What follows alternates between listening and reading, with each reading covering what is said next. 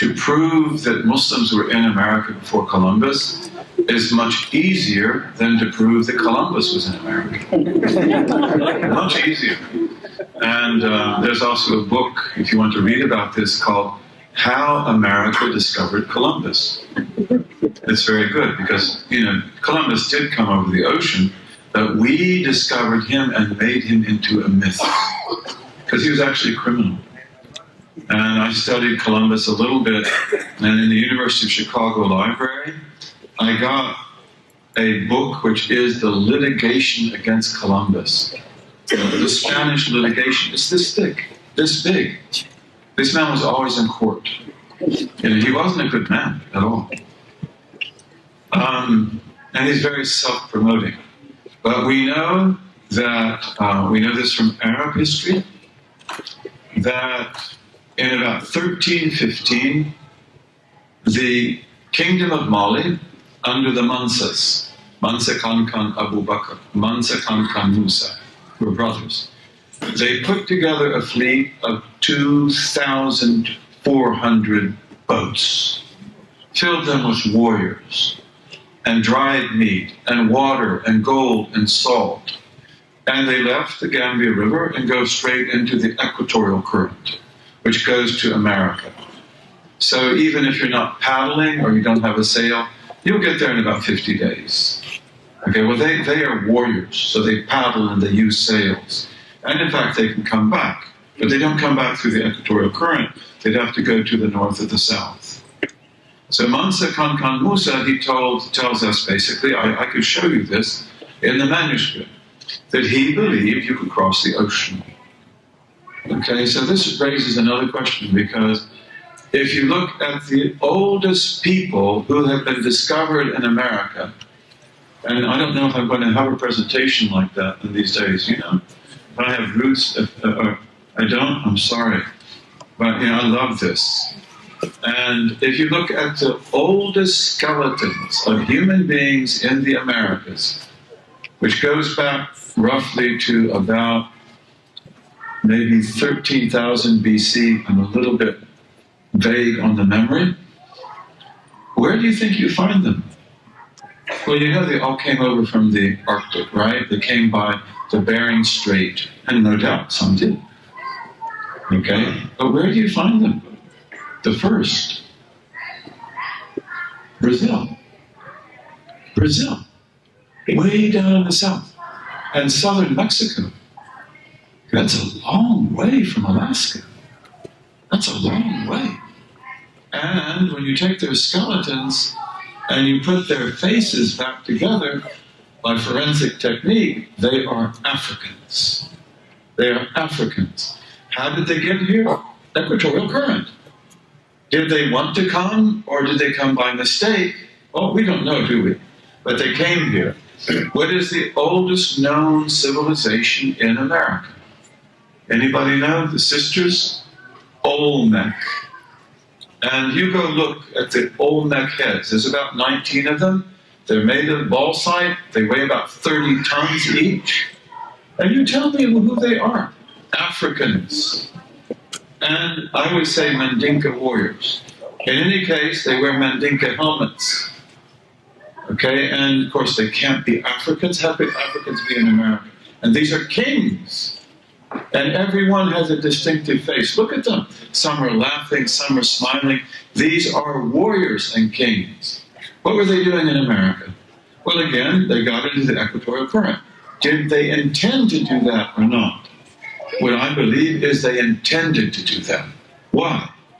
Gold. And this is one of the things, that we're told, is that historians, if you look at the gold that was in the kingdom of Mali, no one on earth had gold like that. And some historians say they couldn't have gotten this from West Africa. And I could tell you that in detail, because the people who had the gold mines, they hid them, even from the king of Mali. And they weren't Muslims, they were pagans, if you will. But they will hide the gold mines because they don't want anybody using those gold mines. But now we pretty much know where the gold is. And this couldn't provide the kind of gold that we're told about that Mali had. They were always bringing it from over the water. That's what I believe.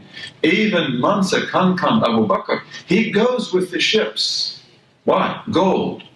Now Mansa Kankan Musa comes to Egypt in 1325. He's very generous. He causes inflation for 15 years. And he tells us we didn't see them after that. Okay, well, they maybe didn't come back yet. But did they come back when they came home? We don't know. We don't know. They may have come back. I wouldn't be surprised. But so this is extremely important. And as our sister pointed out, we know from sound, terracotta, evidence that they were here. And I could show you, I'd love to show you, up there where you could see it. But we have, for example, many African faces in the Terracotta River record of Mexico and elsewhere, as our sister said. You have one who is a very black Mandinka, very black, and he's got compound earrings, and he's got a special dress. And I showed some of the Mandinkas of West Africa this month. They said, Donso, he's a hunter. Because they know what a hunter is. And the hunter, some of you might be hunters, but their hunters know where the snakes are. They know where the lion is. And they know how to go. So if you're coming into the jungles of America, you've got to have a donso. Because they know the snakes, even though that snake is new to them. But they will say, go this way, don't go that way. Go by the water, don't go by the land. Go by the land, don't go by the water. And so he's going to be big, and he is. And again, we have Austrian archaeologist Alexander von Wuthenau. Okay, he's written about this. And Ivan Sertima, who wrote The Came Before Columbus, the book that our sister referred to, he also refers to Wuthenau. Wuthenau is a first-rate archaeologist. And in fact, he found these terracottas in the basement of the National Museum of Mexico. Well, what's that all about? Because we don't want to be descended from black people, right? That's what that's about. They hit it up. These are noble black people. These are better people than you. And Wuthenau would show this black statue, to his students, graduate students, and they would say, it looks like an African, but it cannot be. There were no Africans in America before Columbus. Okay, so is that stupid? No, but that's cognitive frames. See, if you don't have the cognitive frame that enables you to imagine authentically that Muslims could cross the ocean, then you can't imagine it.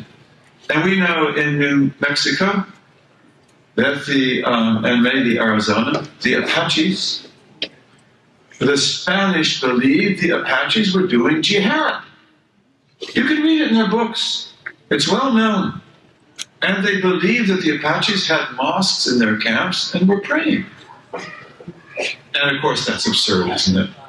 And that's what historians will say.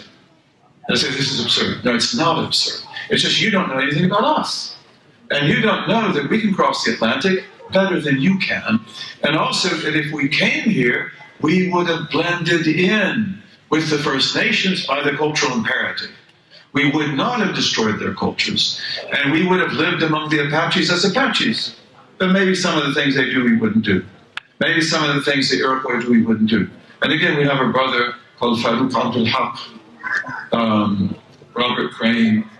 He was an advisor of Nixon before Kissinger. He's a good man. He's a Republican. He's a Cherokee. He's a quarter Cherokee. And when he became Muslim, he told his grandmother, I'm a Muslim. She's from the Wolf clan, which is the shamans. They're the ones who tell you all kinds of, they carry the knowledge of the religion. She said, we always had Muslims, in the Wolf clan, but we didn't tell the white men. We had a sister go there to the Cherokees. Some of you would know her if I mentioned her name, but I won't do that. Not polite. She's a Palestinian. She went down to North Carolina and met the Cherokees, a lot of other white girls with her. And they said, where are you from? She's wearing a scarf. She said, it's a long story. They said, where are you from? It's a long story. They said, please, where are you from? She said, Palestine. They said, so you think Cherokees don't know about Palestine?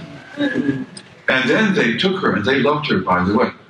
And they said, you're not like the others. You're not like the others, and I could tell you why. Because one of the chiefs, for example, was talking to you like I am, and he began to choke. And the white girl's God died, and they go, oh, oh, oh. And what did she do? She got up and got a glass of water and gave me a glass of water. And so he said, you're not like the others. You're different. And they took her into this room. She told me herself.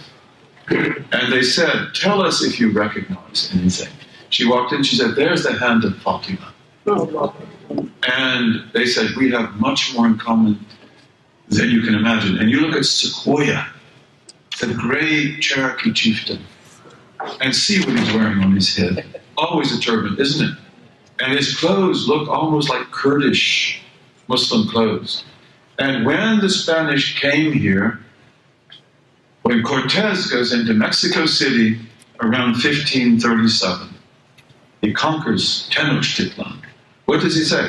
He said, we found muchas mezquitas y teocallis y casas grandes. We found many mosques and indigenous temples. Teocalli is an indigenous temple. And big houses. Well, you know that's not true, is it? He had something wrong with his brain. And I also had the honor to meet the Duchess of Medina Sidonia in Spain.